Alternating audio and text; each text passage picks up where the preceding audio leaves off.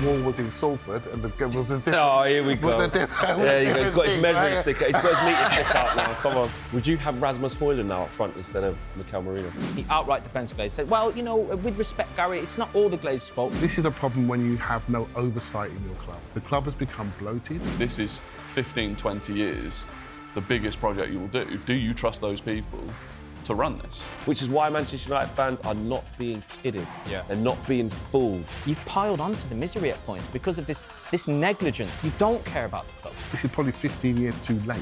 It's all well and good having a 100,000-seater stadium. Are you going to fill that for Conference League football at best? If us finishing second is more disappointing than you finishing 14, what has happened to Manchester United? If you win the Europa League... Would that be a better season than Arsenal's? I think it'd be a really good season.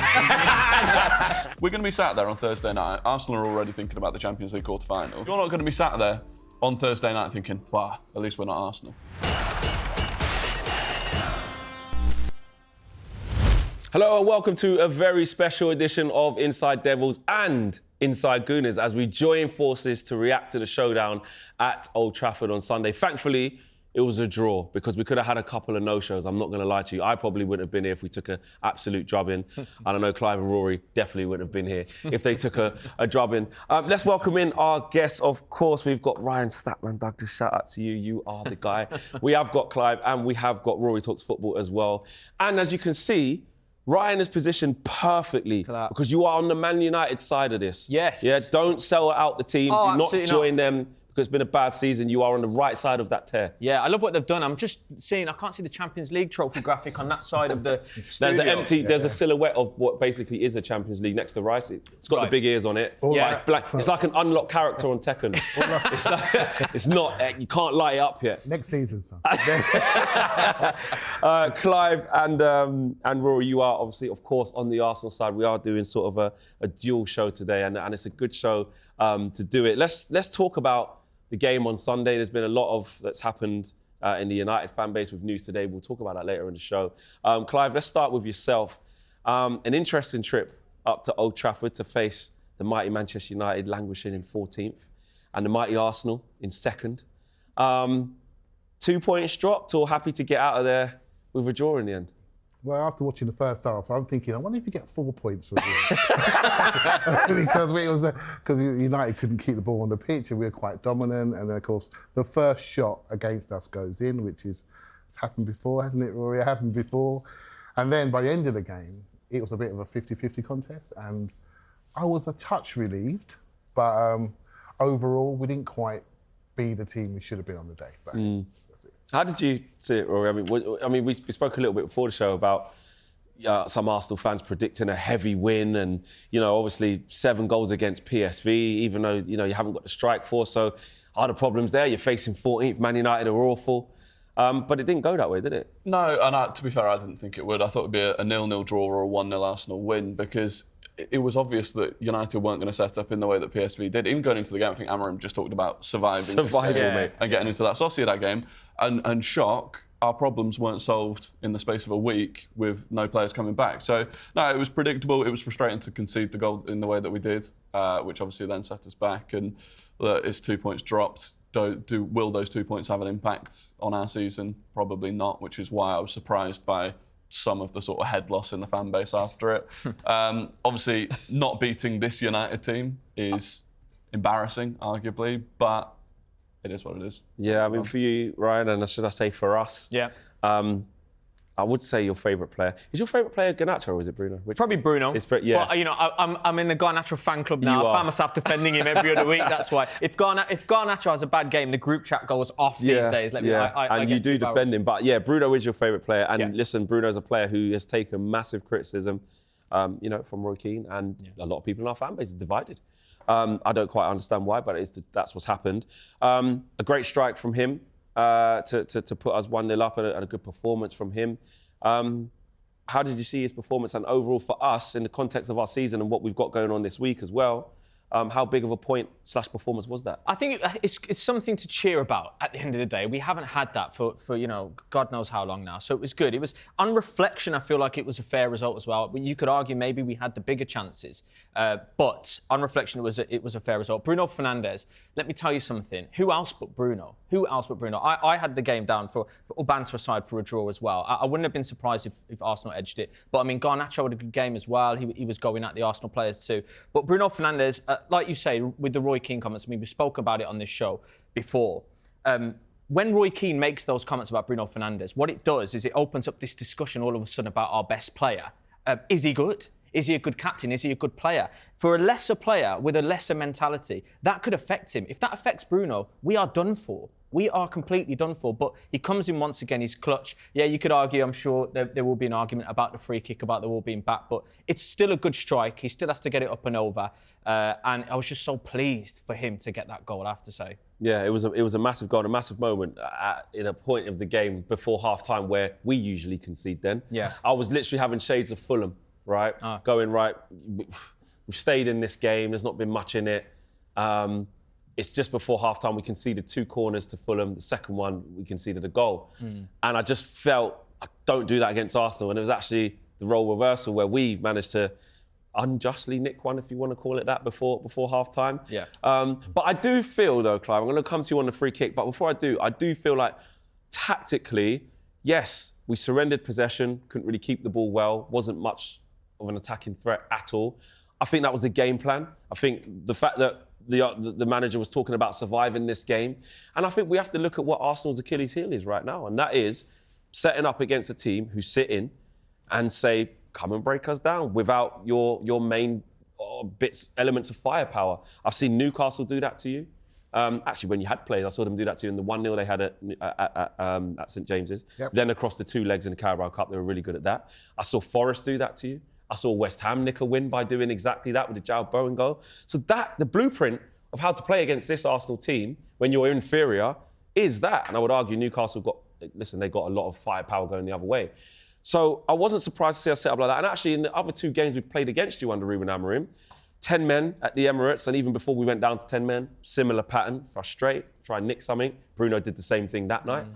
And the game before that, the 2-0 in the Premier League, 2 set pieces, but by way in the open play, I thought we actually did okay and we didn't believe in ourselves enough going the other way. So the blueprint of beating Arsenal was always going to be playing in that way. But the free kick, David Raya, he went on to have a sensational game, but was he at fault for that free kick? Okay, I'm not having you get away with the I tried to put that in there. But don't you think that's true? No, that is true when we don't win the game. When we do win the game, like last year was called a record amount of goals, against teams that play against low blocks. It's been a problem for us, without a doubt. Since you've got the players missing, I mean. Yeah, since you've got the players missing. Well, if you lose your forwards who have that explosion, that individuality, we're a team that builds up in wide areas, and then we come off the sides with Bukayo Saka. To be honest, if he's got 2-on-1, he's quite comfortable with 2-on-1. If he has 3-on-1, it comes out of there and we have an overload somewhere else, right? So it's a big part of what we do. You could say we are overly dependent on wide men, and if you are overly dependent on very good wide men, have more than 1 or 2, to make sure you can underpin and ensure your strategy of how you play. I'm fine if we attack in wide areas. I'm fine if we want to go for blocks, but we must make sure we have enough players in case we lose. I'm not sure anyone could foresee 4 top boys going, but there was always an overburden on Saka anyway, if we're honest. And he is the man. I mean, he is everything to us when it comes from an attacking point of view. And so that is the blueprint. And when you've got a centre midfielder up front and a 17-year-old on the right wing, that's even more the blueprint. But players change things. When players come back with those abilities to move through lines and penetrate, then we'll look different again. But this weakness is on us. We haven't quite fortified the squad to make sure we can attack. You didn't replenish it at the right time when you could see those players were missing that missed opportunity. We took a gamble. The volume of games, 11 games in 36 days, and then we had like 7 games, like 6 or 7 weeks. It's like, they thought they'd get to that point and they'll be okay. But we lost 2 people just after the transfer window. That killed us really, stone dead. But as for the free kick, this wasn't my analysis, Shay Given's analysis on match of day 2. what Raya was doing, he had a view of the ball, and that's why he was too far to the right. And so what Man United did, unfortunately or unfortunately, Xerxes moved Partey into that block, so he couldn't see the ball. Oh, the gap in the wall, you mean? Yeah. Oh, yes, yeah. He could see the ball all times, and he was waiting until he comes up to it, then move. But suddenly, that got blocked. Bruno takes it, and he doesn't see the ball until it hits the top of the wall. And that's why. The fact the wall was in Salford and was a different... Oh, here we go. Yeah, he's got his measuring stick. He's got his meter stick out now. Come on. The fact the wall was that far back as if he had a front row seat in the stand was another thing, right? But that made it easier for him also. But that, for me, that's a little bit of naivety on our part. We should be arguing that fact. We should be arguing the referee. It's very difficult, but that's my feeling. But naivety there, Rory, in terms of them not creeping forward a little bit street, being a bit streetwise, saying we're a bit far. Let's steal a couple of yards here. Yeah, well, I think later on in the game we had a free kick and United were trying to push it. Yeah. He measured it out far. I don't know if he's grown legs, the longer stride or something, because Anthony Taylor couldn't measure it out. But yeah, at least the United fans were trying to push themselves forward. I think with Raya, for me, the big thing with standing so far to the side in the way that he did, he's just inviting Bruno to put it there. And the majority of free kicks that you see missed either hit the wall or they're off target. Because of where Raya stood, Bruno's looking at it going, I don't really need to hit this top bins. Exactly. If I get this on target, there's a good chance it's going to go in. So yeah, for me, it was poor and it was frustrating. But yeah, and to be honest, the amount of talk about the 11.2 yard wall is ridiculous. Yeah, I don't think it's I'm with you on that. I just think whenever you see a free kick go in, at first glance, it always looks great.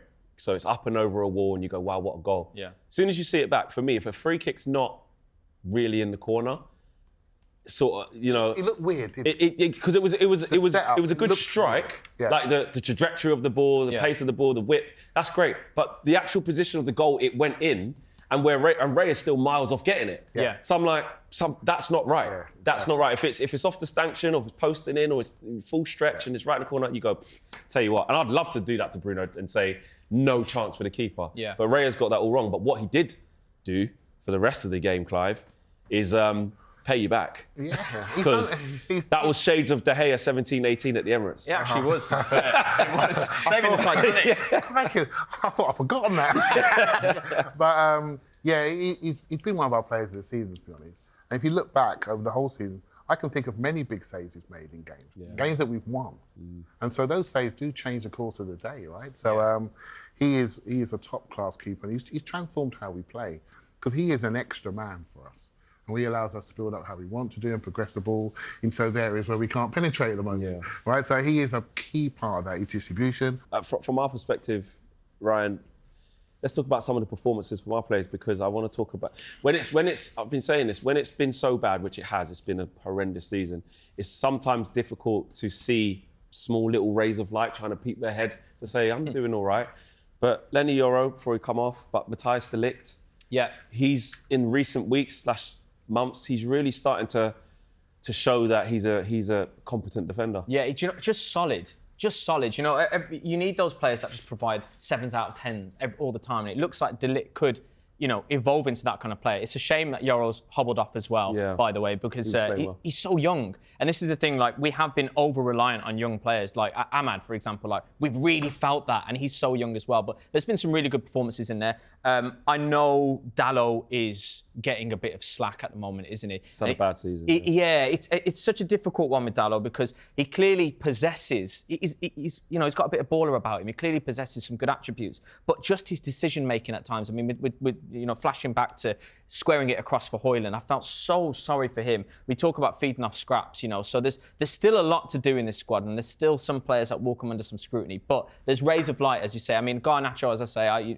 Garnacho fan club, but he was direct, and he's the only player really, from my perspective, who just attacks players, and that's exactly he's the only player we've got at this, with who we have available as well, because Ahmad's not there. He's the only person in the team that can actually he's a dribbler. Yeah. All the rest are not that. Kobbie Mainoo, when he gets back, is not really that type of player. Yeah. Mason Mount's not really that type of player. Bruno's not that type of player.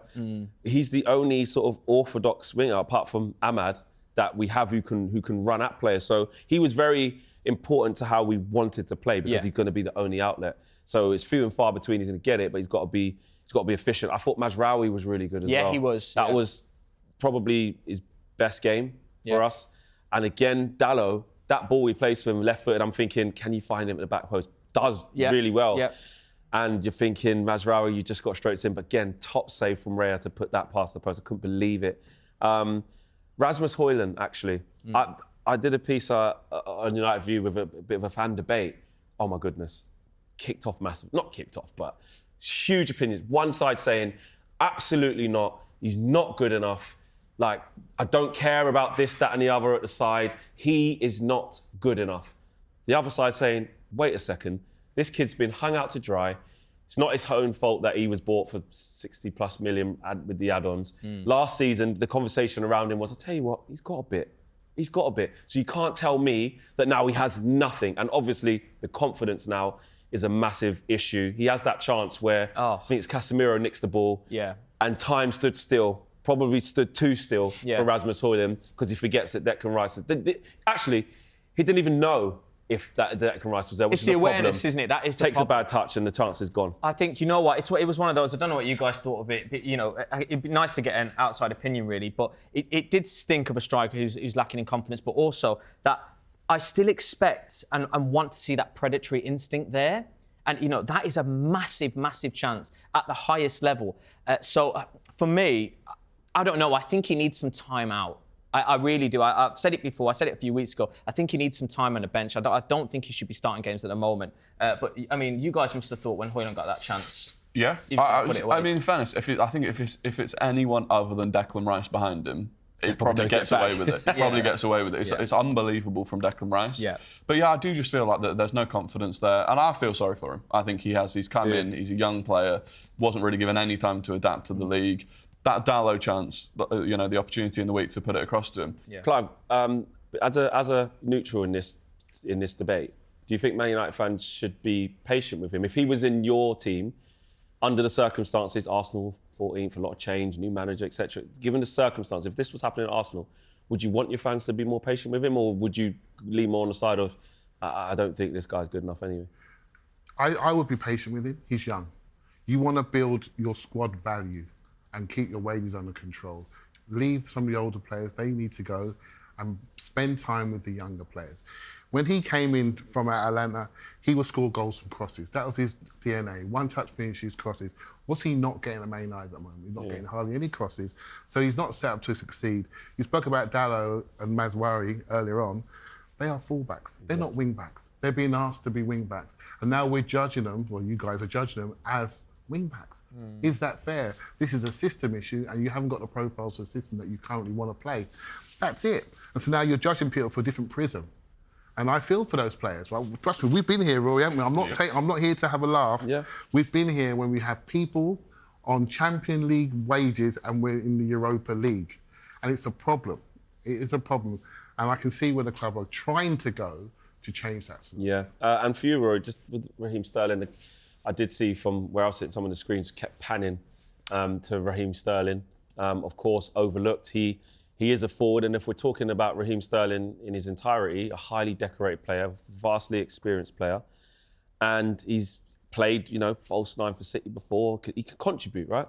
Why do you think it's gone so wrong? And do you agree with the fact that Mikel Arteta is overlooking him, even though you have no forwards? No, I think we've seen him come on, and I feel sorry for him. I think his legs have gone. I think he knows it. I think the club know it. I don't know what Chelsea are going to do with him, but you know, it's sad to see. But you look, he's had a long, long career. Those legs have done a lot of running, and no, we've seen him come on, and I mean, it's unbelievable. You know, he cannot take a player on. His passing isn't great. Is that a confidence thing?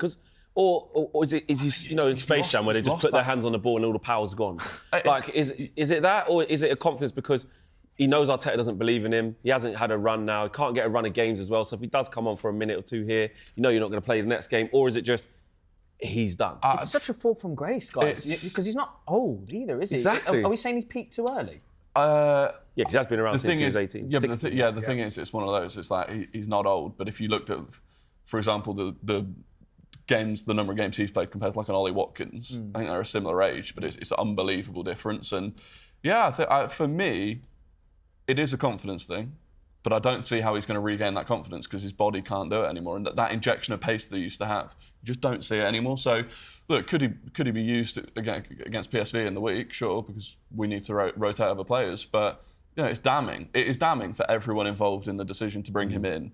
That at the weekend against you, we brought on Kieran Tierney at left wing. Our fifth choice left back, who isn't even meant to be at the club anymore, realistically, coming on instead of Raheem Sterling. Yeah. And that's the only attacking player that we've brought in the last 18 months. So, we all know we've made mistakes. I don't think anyone probably predicted it would go as badly as it has to Raheem Sterling. I think at the start it looked questionable. There was a feeling maybe you give him a few months to get up to speed. Maybe he's not trained properly at Chelsea, but no, it just didn't work, did it? It's a shame. Yeah, it is. It is a real shame. I'm a big fan of Raheem Sterling in terms of his career as well, and I don't want to see him go out like that as well. It is quite sad.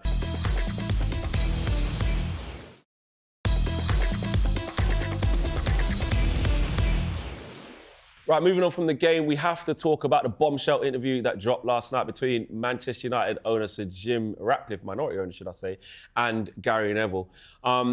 It's been a season full of nightmares on and off the pitch. We can all agree with that. And Sir Jim has finally come out and addressed the fans' concern and been very vocal throughout the last few months from a regrettable recruitment decisions and brutal staff cuts and, no food in the canteen, etc., etc. Ryan, we'll start with you as a United fan on the panel. There's a lot to unpick in what he said across a couple of interviews he's done, one with the newspaper as well, one on BBC Sport, one on Sky, one with Overlap. So a lot to unpick. What would you take from it overall? Oh man, it's so difficult because it is a case of where do you start? I mean, I understand the Manchester United fan base, and I felt it to a degree. I'm sure you did. Wow, finally we're getting to hear behind the scenes. We're getting to hear a Manchester United owner talk about how bad it's been. So and credit where credit's due. He sat down with Gary Neville. And he's been, refreshingly honest, I suppose you could say. He has been honest about quite a lot of it. Fair play to Gary Neville as well, I have to say. I've watched it a couple of times now. He asked the direct questions. He wasn't afraid to cut across him and push back on some. Would have been easy for him to do that, wouldn't it? Would have been, especially because he's on the task force of the stadium. A lot of people have labelled some sort of accusations towards Gary that, why is he not calling out Ineos? Why is he not? So I think that was good of him to push back on I agree, yeah. Fair play to him. And I think he's won even more Manchester United fans over with that interview, which I can completely understand. But that's probably where the positives end in terms of what I was hearing. I don't want to wax lyrical about things too much because it's been alarming. Of course it has, the last, however long.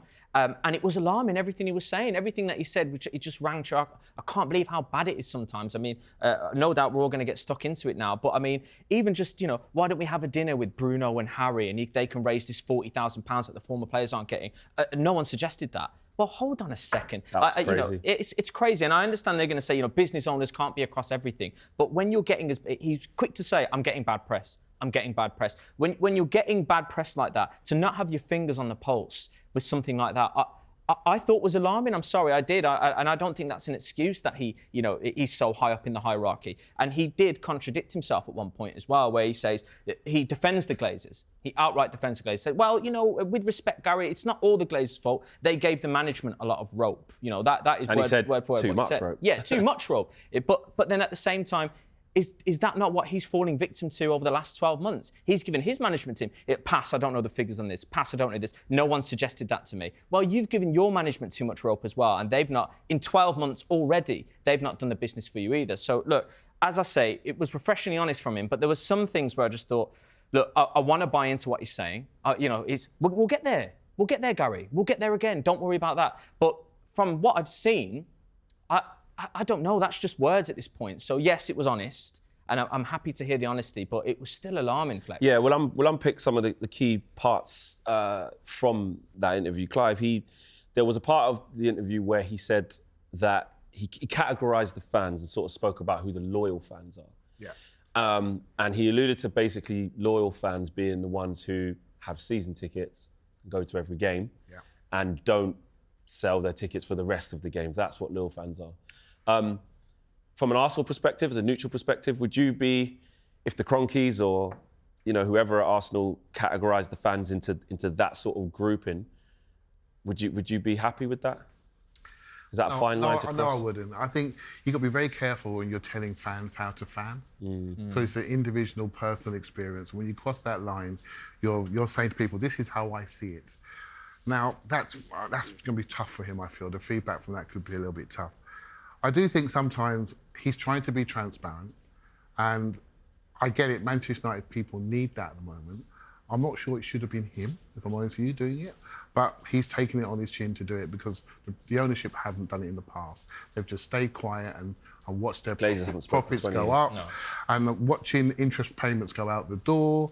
And if I'm a Man United person, I'm watching the Man City machine grow and new buildings pop up in Manchester. It must be very, very hard. So I don't take the mickey out of you on this one. It must be really hard to accept. But this is a problem when you have no oversight in your club. The club has become bloated, and now he has to think about his cost base and make some painful decisions. No one cares, because they're used to being bloated. They're used to these things happening. They're used to having many marketing people in London offices. Why is this allowed to happen over the period of time? And so it's now a bloated club, and he's got to make some hard decisions, and no one's going to like him for him. Whereas the Glazers in Miami enjoying themselves, right? And their money's going up. The next phase of the club has been stamped out this morning, and that's going to bring in more revenue. And who's going to benefit from that? Primarily, it's going to be the Glazers again. And who's going to foot the bill for this expansion? The fans will take some of that, and it'll be private ownership and banks who provide money. Banks don't give money away to bloated organisations with a cost base running away with itself. So he has to do this, and it's going to be really painful, and he's going to wear it. But your point about the ex-player thing, discussion about that, I think that's that tells me the process of arriving at these cuts isn't robust enough. You haven't got, Man United, they turn up at Arsenal, they turn up with a coach for the players, a coach for the physios, and a coach for the execs. There's enough of them there, isn't there? And so why are they not, where are their processes to make sure when we arrive at these decisions that we've done the due diligence to make sure it's not too painful for people, or we haven't looked at an alternative. And that's what came out to me. You haven't done your work. And that's a problem. Manchester United people today I think they're going to be angry about that. Yeah, that's what I was going to ask you, Rory. Do you think that Sir Jim Ratcliffe's come out better or worse now he's addressed the Man United fans?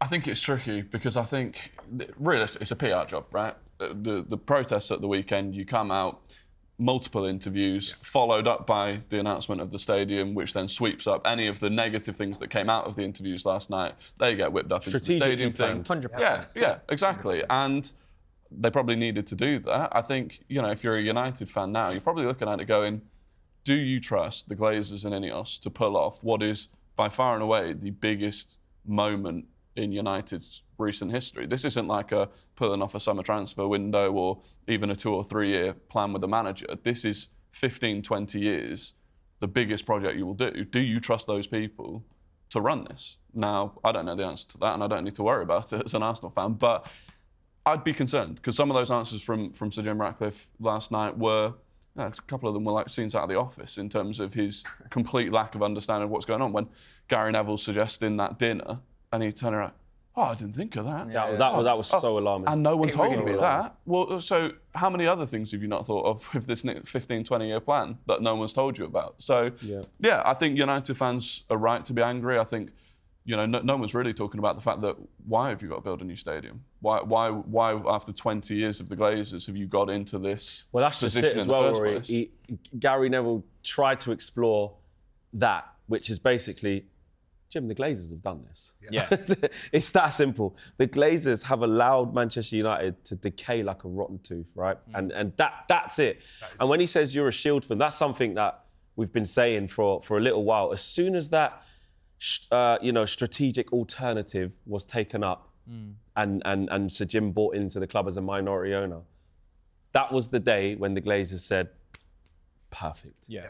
Because now, Sir Jim, and this is what Gary tried to say to him, you're taking the majority of the flack as a minority owner. Make that make sense. Even when it was Ineos coming in and saying they're in control of all the sporting, the Glazers have literally just gone, we want to hand you that, stay as majority owners, still keep taking money out of the club, still get the rewards for anything good you may do, but the things you do wrong, they're also on you now as well. And all of a sudden they get to hide in the shadows, which is why Manchester United fans are not being kidded. Yeah. They're not being fooled. They're not being tricked into forgetting the real reason why we're in this predicament, like you said, Rory. And also on top of that, they're also not giving Sir Jim a pass in terms of being complicit within the last 12 months. Of course, no one expects Sir Jim Ratcliffe to come in and change this all within a year. No Man United fan expects that, would be naive to. But when he's holding his hands up to say, Eric Ten Hag, £15 million of wrong decision, 200 million quid spent for his squad, 700 in all, but what they did, wrong. Bringing in Ruben Amorim, this, that and the other, the ticket prices, etc., etc.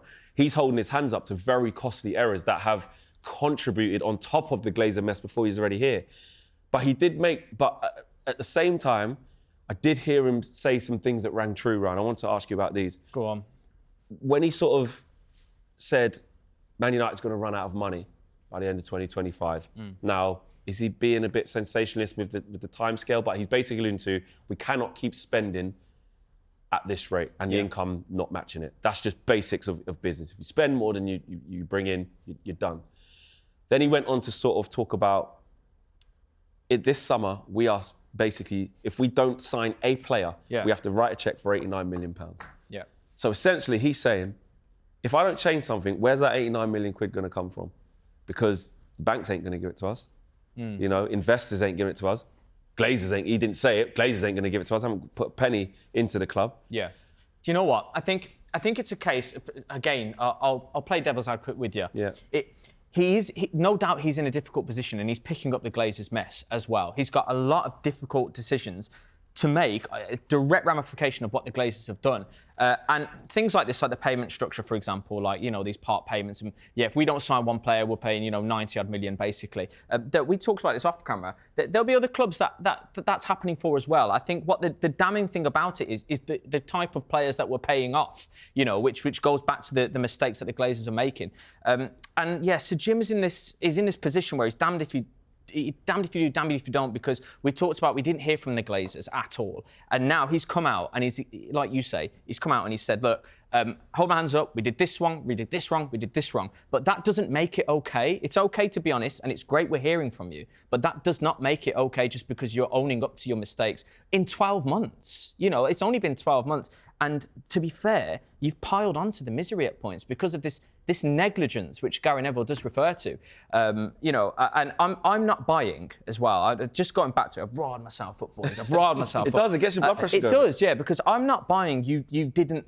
If you're telling me you didn't think of a simple solution like Bruno and Harry Maguire going to a dinner and raising some money elsewhere and just being less savage about the whole matter, you don't care about the club.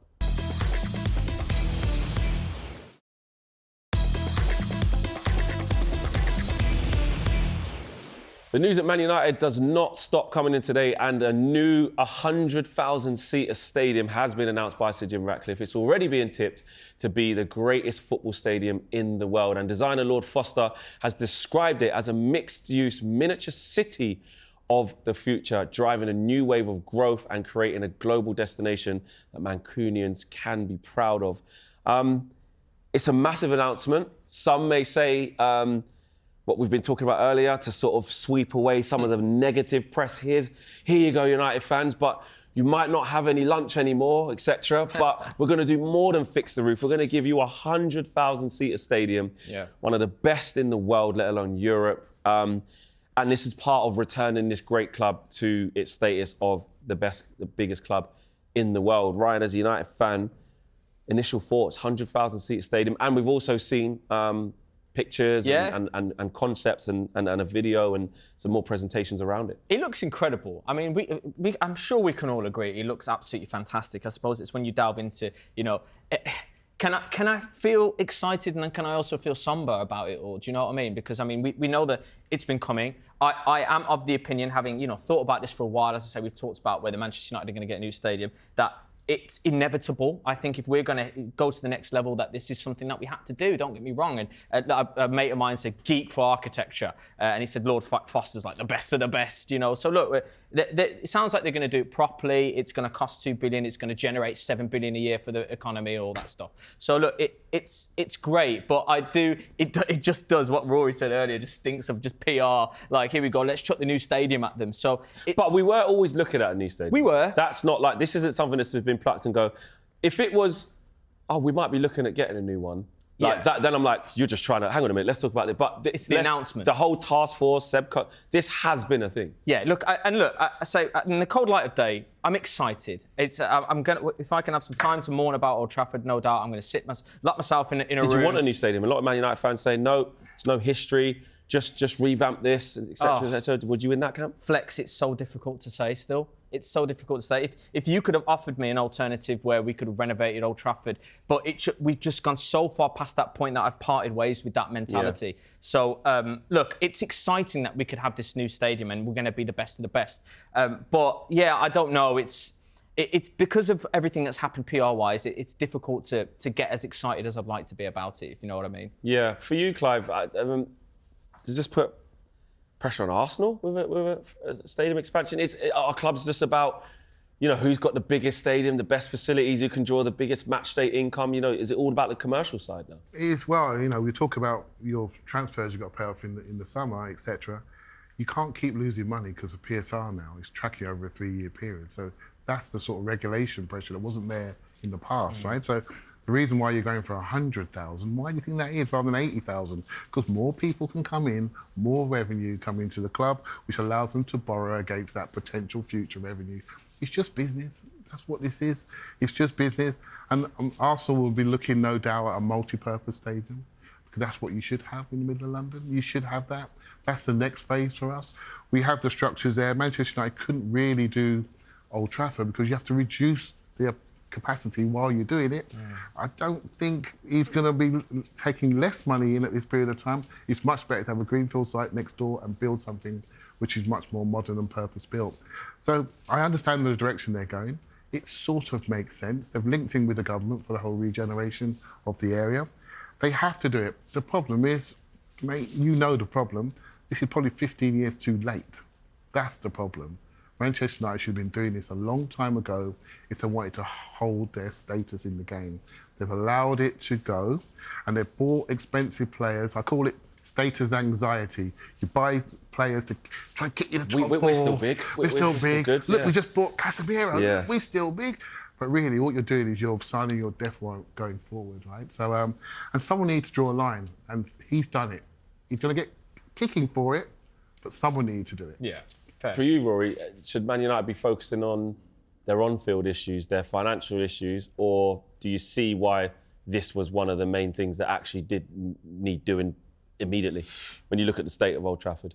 Yes, well, it all needs doing at the same time. I think that's the problem. Having not spent for so long, now you're in a position where, and you look at it and you go, okay, well, you're going to spend this money on the stadium. Can you continue spending on the squad? If you can't, it's all well and good having a 100,000-seater stadium. Are you going to fill that for Conference League football at best? I don't know. So, no, I like... Probably. Probably. With loyal fans, hated, adored, never ignored, mate. We're in the Championship, we still get 100k. Don't worry about that. Bottom half of the table for the next 5 years. Yeah, absolutely. But look, one thing I will credit them is, at least from the pictures that we've seen, people have their opinions on what it looks like, circus tent or the trident looks cool. At least it's not just like a really boring, massive bowl that's just like the most efficient way to get 100,000 people. At least it's different. Yeah. I did disagree with something Sir Jim Ratcliffe said this morning. He said the billion fans of United across the world, now they will travel to see the new stadium, suggesting that they wouldn't travel to Old Trafford. Anyway. And I think that's completely wrong. Say if you compared it to any sort of the pyramids or something, if you knock them down and built some new ones, it wouldn't mean that people would suddenly want to come. Now they're going to come. Yeah. So I think you got that wrong. But yeah, look, you've got to start somewhere. And I mean, we learnt firsthand that when you build a new stadium, it can... It's not easy. It can cost you, and we went for a long period of not spending any money on the squad. So we'll wait and see if that happens. But it had to be done. It did have to be done. Yeah, like for me, I think those initial pictures, I'll be 100% honest with you. I went, these circus tent things. What? Okay, let me look a bit closer into that. And I went to the World Cup and did the whole tournament, and it reminded me of a stadium, Al Bayt Stadium, it was called. England played a few games there as well, and it was in a big. It was so unique. I remember going in, going, "Wow, I'm in this big tent." But now my team's done it, and it looks a bit. I was like, not really. They're going to take the mick out of us for that, aren't they? Yeah, exactly. But we have to kind of, as United fans, separate out from the noise, because if you listen to rival fans, it's fix your roof, look at your stadium, you can't even fit in the seats. We proceed to build a £105 billion stadium in it. 105 capacity. Yeah. and it's, oh, look at it, it looks like a set. So let's not try and please them. You know, Tottenham got the best stadium in the league. So it's just a toilet bowl. It's just that as soon as you step in there, mate, it's unbelievable. Yeah. So I'm not really worried about that. I just didn't know how I felt. But as I saw more of it and saw the multi-purpose nature of it, you look at what the Millennium Dome was, that as we now know as the O2, you know, it's similar to that, where it's encapsulated in this sort of sheath, this capsule. But there's shopping in there. There's food. There's entertainment. There's so much going on inside it. I think United should be indicative of something like that, which is a hub of that. And I did agree with Sir Jim Ratcliffe when he said, we're saying we're dining at the table with Real Madrid and Barcelona as the three powerhouses of football, right, in the world, let alone Europe. Where's our Bernabeu? Where's our Nou Camp? You know, Barcelona, who had to pull every economic lever possible to survive this period, went, what, you think we're letting Real Madrid build that?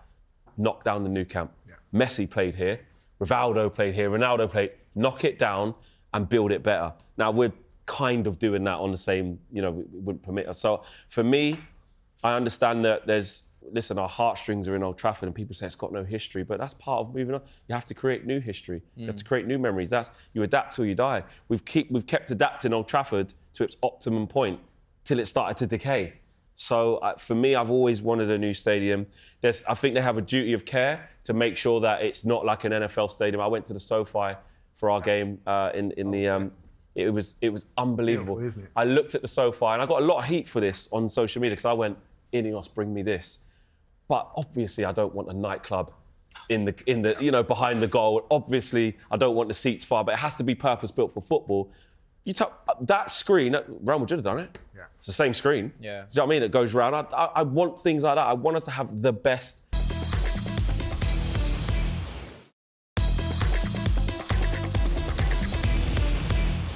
Right, to round off this special edition of Inside Devils and Gooners, we're going to have a quick fiery questions into the room. We're going to add them in to see what happens. It's going to go fine. Everyone's going to be honest. Everyone's not going to try and point score. Everyone's just going to give their, you know, true opinion. This is interesting. Who has had the most disappointing season? Man United or Arsenal? The floor is open. Wow, don't all rush at once. Do you know what? Do you know what? You know I don't want to rush in because I'm disappointed with our season. I'm extremely disappointed with our season. Yeah. So I mean, how can I say Arsenal, who, you know, briefly looked like they were going to win the title, have had more of a disappointing season? However, when it's all said and done, we're probably going to win the same thing, which, you know. No. We'll get the Europa League and they're going to win nothing. We could win the Europa League. Don't get me wrong, but I mean, yeah. So in terms of ambition, maybe you guys are more disappointed because you thought for a second you could be in a title race and you've quite quickly faltered away.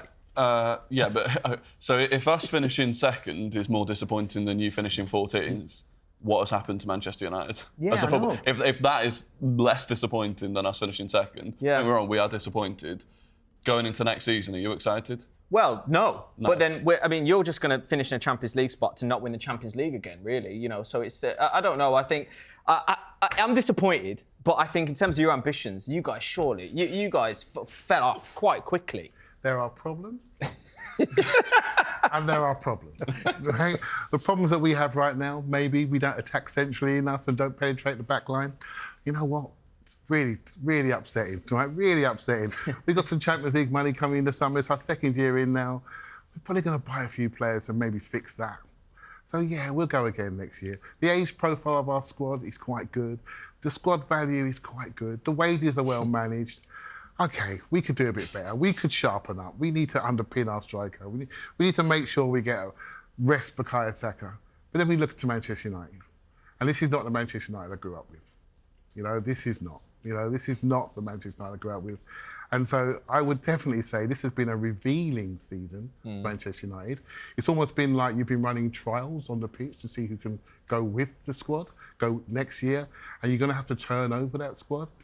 But your owner has distressed some of your assets in the last day or so.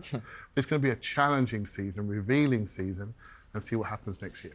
If Man United win the Europa League, and I get to come to you in the summer, Clive, and say, in the Champions League, from 15th, by the way, from 14th, I'll be saying, where do you fancy going then? Where are you going to be going in the opening, in this league format? I fancy going Bayern Munich. Do you want to go Bernabeu? If I get to say that to you, you've won nothing this year. Yeah. What would the perception be then? If you win the Europa League, and fair play to you, you've managed to shortcut a disastrous situation. Yeah. A disaster. Would that be a better season than Arsenal? Yeah, if we had a better season. I think it'll be absolutely massive for you. Massive for you. That money, because I looked at our balance sheet the other day and there was over £90 million from the Champions League last season. You could do that right now, couldn't you? Absolutely. So I can't. That is success for you. Absolute success. I don't mean to patronise when I say that. No. That is success. Massive success. What we're doing, we may be falling away this year, taking a step backwards. Most of it's explainable. Let's see what lessons we learn to go again next year. That's where I am. So not really enough. Didn't say which. Would that be a better season than Arsenal's? I think it'd be a really good season. Rory, if you saw us win the Champions League, sorry, win the Champions League. We'll be in it first. We definitely won't win that. If you saw us win the Europa League this year, have we had a better season? And you win nothing? No. And you go out in the next round of Champions League? Because we're League? still in the same spot next season, but we're not in the same spot next season in terms of where our clubs are actually at. If we're going to be sat there on Thursday night, Arsenal are already thinking about the Champions League quarter-final. You're watching Casemiro trundling around trying to get through Sociedad. He's not wrong. You're not going to be sat there. That's true. You're not going to be sat there on Thursday night thinking, "Wow, at least we're not Arsenal." Well, whereas I'll be sat there thinking, "At least we're not United." Yeah, I suppose so. But I mean, what's the point in being second every year? Well, because you're getting close to coming first. But you could closer is not good enough. You've got to actually get there, haven't you? Well, get over the line. You've got to get over the line. Even last season, to be fair, this was a thing when we finished 8th and you finished 2nd again, and we won the FA Cup, and it was like who's had a better season. And it feels like, look, for me, listen, 14th was a disgrace. I mean, we can't talk Flex. It's an absolute disgrace. And I always like to wind Arsenal fans up with this because it's just funny. Yeah, realistically, the truth is, they're probably right. Yeah. I'll be honest, because we're 14th, mate. Yeah. And we've been winning cups for the last 2 years at the expense of being a really bad football That's the team. thing. We've had that period of winning FA Cups and finishing 8th. But then you get the criticism now of, well, you phased this, you phased that. Since he's ripped up the team and rebuilt it in his image, Arteta, what have you done? When we won the FA Cups, no one gave us flowers for it. They just said, well, you haven't doing anything in the league. When we didn't qualify for Champions League, you're never going to get there. When we get there and come second, well, you bottled it. And then when we come second again, well, you're still not done it. Well, the other teams are not bad. That Man City team is not bad. Let's be honest before we wrap up, right? This is the first time in my lifetime, because when we went down last time in the 70s, obviously, I wasn't here. I wasn't around. Honestly, at the point of the season, whether it's realistic or not, I had to look at the bottom 3, like, seriously. See the gap? I had to, and I'm being deadly serious. I'm going, don't need Ipswich picking up a win against Spurs. Don't need Wolves getting a win against them. Don't need this, don't need that. Until it started to be like, okay, we'll be fine. For like a couple of match weeks, I was like, I'll tell you what, mate, that's going to get a bit dangerous. How are these not going to respond if they're already 6 points away from it? Do you know what I mean? So, just for that alone, we've been a disgrace this year. Oh, yeah. But if we win that Europa, let me tell you something. That's going to change. That's all we've got time for on this week's episode of Inside Devils. A big thank you to Ryan Scott-Douglas, Clive Palmer, and Rory Talks Football. We'll see you on another episode next week. Take care. Bye-bye.